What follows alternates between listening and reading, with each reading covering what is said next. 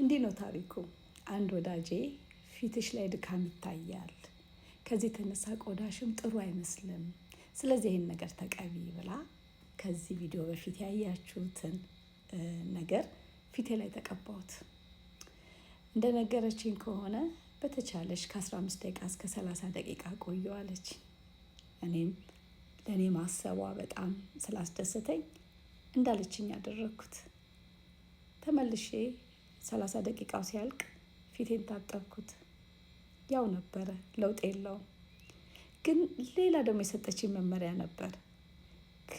ከታጠብሽ በኋላ ፊትሽን ሞይስቸራይዝ አድርጊው አለችኝ። እሺ ብዬ ያንንም ታዝዤ ፊቴን ቀባሁት። በዛ ሰዓት ግን ስነግራችሁ ፊቴ ብዙ ለውጥ አልነበረውም። ምክንያቱም ያየችው ድካምና ጉስቁልና ቆዳዬ ላይ የተገለጠው ከውስጥ የሆነ እንጂ ውጭ ላይ በመቀባትና ውጩን በማሳመር ልለውጠው የምችል አልነበረም። ስለዚህ እኔ በሬን መዝጋት፣ ጊዜ ወስጄ ማረፍ፣ መተኛት ነበረብኝ። ምን ልላችሁ ነው? ብዙ ጊዜ ብዙ ለውጦቻችንን ውጭ ላይ የሚታዩ ለውጦቻችንን ውጭ ላይ ባለ ነገር ልናክማቸው፣ ውጭ ላይ ባለ ነገር ልናሳምራቸው፣ ውጭ ላይ ባለ ነገር ልናስተካክላቸው እንሞክራለን። ግን እውነቱ ይሄ ነው። ብዙ ነገሮቻችን ከውስጥ ወደ ውጭ የሚወጡ ስለሆነ ሊታከሙ የሚገባው ትክክለኛው ጥጉ ጋር ሄደን ከውስጥ ነው። ከውስጥ ያላከምነው ነገር ውጭ ላይ ብዙ ለውጥ ያመጣል ብለን መጠበቅ የለብንም። የእግዚአብሔር ቃል እንደሚናገረው አዲሱ የወይን ጠጅ በአዲስ አቁማዳ እንደሚሆን ወይም ደግሞ መደረግ ያለበት በአዲስ አቁማዳ እንደሆነ፣ በአሮጌው አቁማዳ ብናደርገው ወይም ራፊ ጨርቅ ወስደን አሮጌውን አቁማዳ ጠጋግነን ብናደርገው አዲሱን ወይን ጠጅ መሸከም እንደማይችል ማለት ነው። ልክ እንዲሁ በእኛም ሕይወት ውጫችን ላይ የሚገለጠው መንፈሳዊ ድካም፣ የንግግር ድካም፣ የአስተሳሰብ ድካም፣ የአካሄድ ድካም፣ የብዙ ነገሮች ድካም መነሻዎቻቸው ወደ ውስጥ ነው፣ መንፈሳዊ ነው። በስጋችን በውጭ ላይ የሚታየው ድግግሞሽ ራስ መታመም፣ የድግግሞሽ የድካም ፊት፣ እነዚህ ነገሮች ውጩን አክመን እንደማናድነው ውስጥ ላይ በሕክምና ዘልቀን ሄደን ያለውን ችግር አውቀን ስር ነቀል ፈውስ እንድናገኝ ማድረግ እንዳለብን ሁሉ በመንፈሳዊውም ዓለም በድግግሞሽ በሕይወታችን የሚገለጡ ረብ የሌላቸው በውጭ የሚገለጡ ነገሮችን የተለያዩ ሞቲቬት የሚያደርጉ ቪዲዮዎችን በማየት ሞቲቬት የሚያደርጉ ቪዲዮዎችን መጽሐፎችን በማንበብ ወይንም ደግሞ የነበረንን ይዘን አምቀን በልምምድ ያስቀመጥነውን እየመዘዝን በመናገር ውጭ ላይ ያለውን የተገለጠውን መንፈሳዊ ድካም ልንለውጥ አንችልም። ጥቂት መንገድ ልንሄድ እንችል ይሆናል እንጂ ልንለውጥ አንችልም። ስለዚህ ምን እያልኳችሁ ነው? ዛሬ አነጋገራችን ምን ይመስላል? አስተሳሰባችን ምን ይመስላል? የወረደ ዝቅ ያለ የዘቀጠ ነገር የሚታይበት ነገር ካለ ቆም ብለን ቼክ እናድርግ። ዛሬ እርምጃችን ምን ይመስላል? ውሳኔዎቻችን ምን ይመስላሉ? ህብረቶቻችን ምን ይመስላሉ? ኑሯችን ምን ይመስላል? አካሄዳችን ምን ይመስላል? እነዚህ ነገሮች በሙሉ ተጠራቅመው ወደ ውስጣችን እንድንመለከት ነው የሚያደርጉት። እነዚህ በውጭ ላይ የሚገለጡ አሁን ያልኳቸው ነገሮች ሁሉ የተነካኩ ነገር ካላቸው፣ የድካም ነገር የሚመስል ነገር ካላቸው፣ የተጨማደደ ነገር ካላቸው፣ መልክ አልባ ነገር ካላቸው ከውስጡ ጋር የተጋጨ ነገር ስላላቸው ስለሆነ ውጭ ባለ ነገር ውጭውን ለማከም ጊዜንም ገንዘብንም ኢነርጂያችን አቅማችንንም ማጥፋት የለብንም። ይልቁን የሚጠቅመው ወደ ውስጥ ገብተን ነገሩን ከውስጥ መጀመር ነው። ምክንያቱም ውስጥና ውጪ አብሮ አልሄድ ሲል፣ ውስጥና ውጪ ሲጋጭ፣ ውስጥና ውጪ ተጣምሮ ተስማምተው መሄድ ሲያቅታቸው መንፈሳዊ ድካም የሚገለጠው በዛ ነው። እኛና ጌታ ሰላም ሳንሆን ስንቀር፣ እኛና ጌታ ትክክለኛ ኮሚኒኬሽን ላይ መሆን ሲያቅተን፣ እኛና ጌታ በትክክለኛው እሱ በሚፈልገው እንደ ፈቃዱ በሆነው መስመር ውስጥ ሳንሆን ስንቀር በምድር ላይ በምንወስነው ውሳኔ በሕይወታችን፣ በአገልግሎታችን፣ በህብረታችን፣ በትዳራችን፣ በልጆቻችን በተለያየ ሁኔታ ብቻ በህይወታችን ሂደት ውስጥ በምንወስነው፣ በምንናገረው፣ በምንጓዝበት በእያንዳንዱ ነገር ፍሬ ሆኖ ይገለጣል።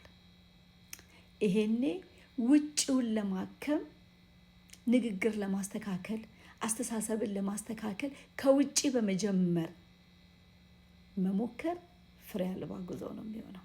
ፍሬ የሌለው ህይወት ነው የሚሆነው። ስለዚህ ምን ልላችሁ ነው?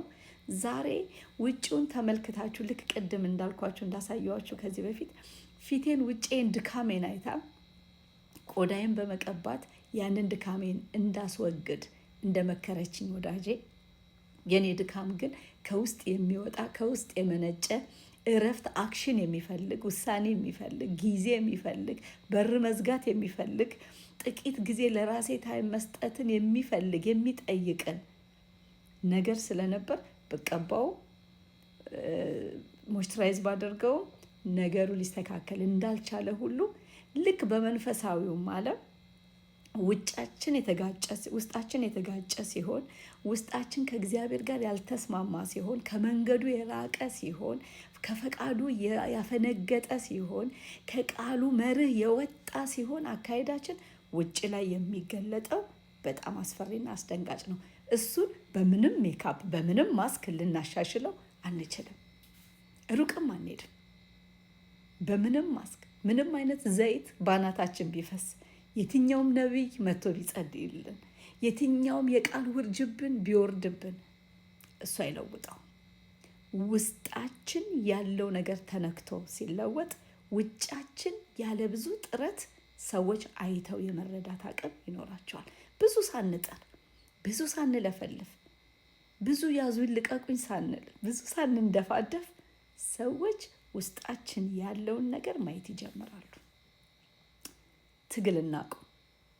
ውጫችንን ሆነን ያልሆነውን ሆነን ለመታየት ትግል እናቁም። ሳንታገል በውስጣችን በትክክለኛው መስመር ላይ ከሆንን ውጫችን የሆነውን ለመሆን ምንም አይነት ኤክሰርሳይዝ መስራት አይጠበቅበትም። ምንም አይነት ድካም መጨመር አይጠበቅበትም። ምንም አይነት ጉሮሮ ላንቃችን እስኪሰነጠቅ ማውራትም መናገርም ጥቅስ ማጣቀስም አይጠበቅብንም። ፍሬኗ ይናገራል። ህይወት ነው ይናገራል። መንገድ ነው፣ የተገለጠ ነው። በብርሃን ነው የምንመላለሰው። ስለዚህ ይናገራል።